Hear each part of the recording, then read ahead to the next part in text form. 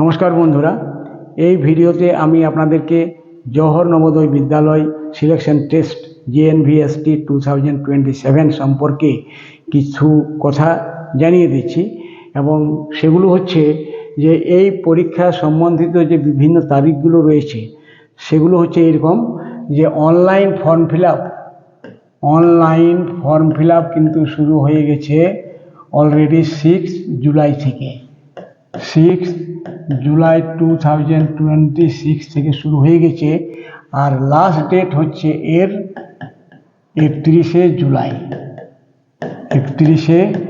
জুলাই 2026 এবং form fill up করার পর অ্যাডমিট কার্ড আসবে। অ্যাডমিট কার্ড নেওয়ার পর যে পরীক্ষাটা হবে সেটা হচ্ছে 28শে নভেম্বর 28 নভেম্বর 2026। পরীক্ষাটা হবে 2 ঘন্টার, 11:30 AM to 1:30 PM। এগুলো আপনারা মনে রাখবেন এবং সেগুলো মনে রেখে আপনারা ফর্ম ফিল আপ করবেন এবং প্রস্তুতি নেবেন আপনাদের ছেলে মেয়েদের। এরপর জানিয়ে দিচ্ছি যে ডকুমেন্টস হিসাবে আপনাদেরকে কি কি লাগবে। না, ডকুমেন্টস হিসাবে লাগবে ছেলের বা মেয়ের আধার কার্ড, বার্থ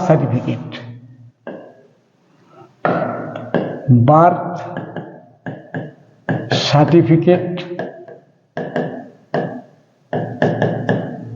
আধার card,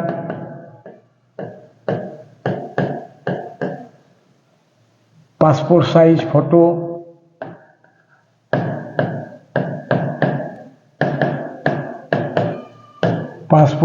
photo, class 5 reading certificate, মানে এবছর যে ক্লাস 5-এ পড়ছে তার একটা সার্টিফিকেট।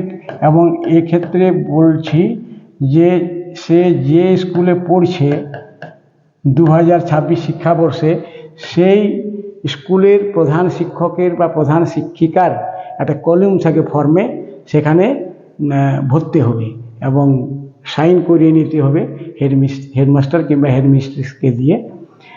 আর লাগবে কি না, আর লাগবে একটা ভ্যালিড ফোন নাম্বার লাগবে একটা। আর ফাদার্স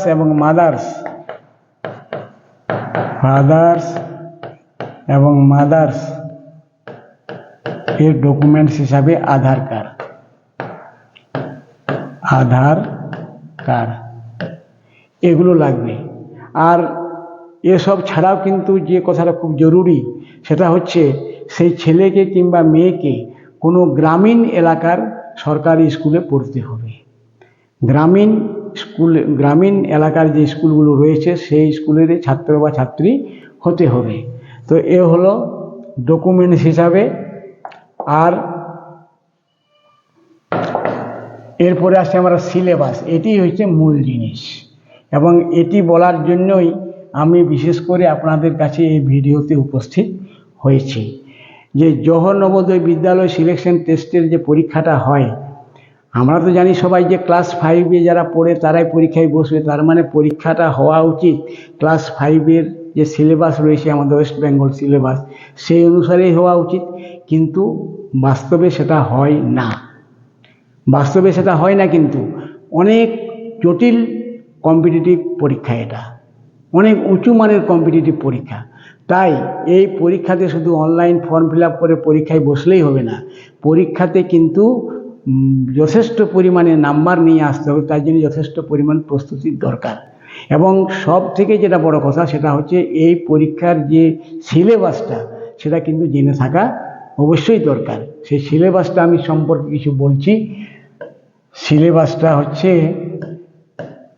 এই পরীক্ষার সিলেবাসটা আগে যেমন ছিল, মানে এর আগে যে পরীক্ষাগুলো হয়েছিল বিগত বছরগুলিতে সেই থেকে কিন্তু একটু ভিন্ন হবে। কারণ আগের পরীক্ষাগুলোতে 3টে পার্ট ছিল। একটা ছিল মেন্টাল এবিলিটি টেস্ট,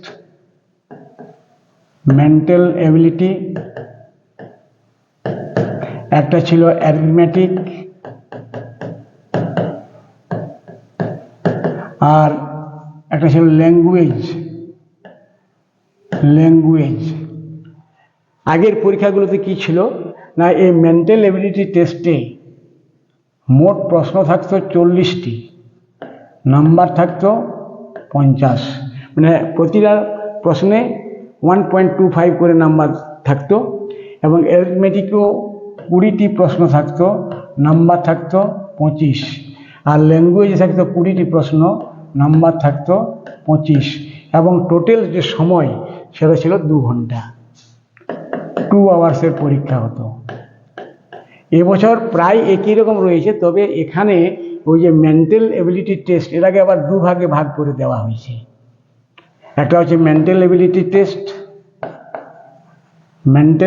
টেস্ট, একটা হচ্ছে ইভিএস, এনভায়রনমেন্টাল সায়েন্স, নতুন সংযোজন করা হয়েছে, এবং এর যে প্রশ্ন সংখ্যা বা প্রশ্ন মান সেটাকেও সেইভাবে ভাগ করে দেওয়া হয়েছে। মেন্টাল এবিলিটি থাকবে 20টি প্রশ্ন, যার মান থাকবে 25, এবং এটা তো ইভিএসও প্রশ্ন সংখ্যা হবে 20টি, প্রশ্নের মান থাকবে 25 নম্বর, এবং এগুলো যা আছে তাই থাকবে। তো এই হলো সিলেবাস। এখন এই সিলেবাস সম্পর্কে যেটা আমি বলছি সেটা হচ্ছে যে যাতে ছেলেমেয়েরা খুব সহজেই নিজের জায়গা করে নিতে পারে, এই পরীক্ষাতে বসার পর পাস করতে পারে, ভর্তির সুযোগ পেতে পারে, তার জন্য আমি একটা বিশেষ ব্যবস্থা নিয়েছি। সেটি হচ্ছে যে এরপর থেকে আমি কিন্তু নিয়মিতভাবে অনলি ফর জওহর নবোদয় বিদ্যালয় সিলেকশন টেস্ট এর জন্যেই পরীক্ষার আগের দিন পর্যন্ত বিভিন্ন টপিক্সের উপর, বিভিন্ন বিভাগের বিভিন্ন টপিক্সের উপর আমি ভিডিও আপলোড করেই যাব। সুতরাং আপনারা যদি ঘরে বসেই কিছু, আপনাদের তো প্রিপারেশান নিতেই হবে, পড়াশোনা তো করাতেই হবে, করতেই হবে, কিন্তু তার সঙ্গে সঙ্গে যদি আপনারা আমার এই ভিডিওগুলো আপনারা যদি ফলো করেন, নিয়মিতভাবে দেখেন, তাহলে আশা করি আপনারা উপকৃত হবেন, আপনাদের ছেলেমেয়েরা উপকৃত হবে। এবং যদিও বলার দরকার নেই, তবু আমি এখানে মানে বলছি আর কি, যে আমি বিগত কয়েক বছরে 8 জন ছেলে মেয়েকে আমি এই জওহর নবোদয় বিদ্যালয় সিলেকশন টেস্টে আমি সুযোগ করে দিতে পেরেছি, এবং তাদের মধ্যে অনেকেই হয়তো পরীক্ষায় পাস করে বেরিয়ে গেছে, তারা জওহর নবোদয় বিদ্যালয় থেকে বেরিয়ে গেছে, কেউ আবার এখনও পড়ছে, এমন ছাত্রছাত্রীরা রয়েছে। তো সে যাই হোক, আপনাদের কাছে আমার যে মূল কথা বলার সেটি হচ্ছে যে এই চ্যানেলে আপনারা নিয়মিতভাবে, একদম বলছি আবার, যে নিয়মিতভাবে জওহর নবোদয় বিদ্যালয় সিলেকশন টেস্ট সম্বন্ধিত বিভিন্ন প্রশ্ন ভিডিও আপনারা পাবেন। আপনারা নিয়মিত আপনাদের ছেলে মেয়েকে দেখাবেন, এবং আশা করি এর থেকে অনেক উপকার পাবেন আপনারা। ঠিক আছে, তাহলে এই হলো আজকের কথাগুলো।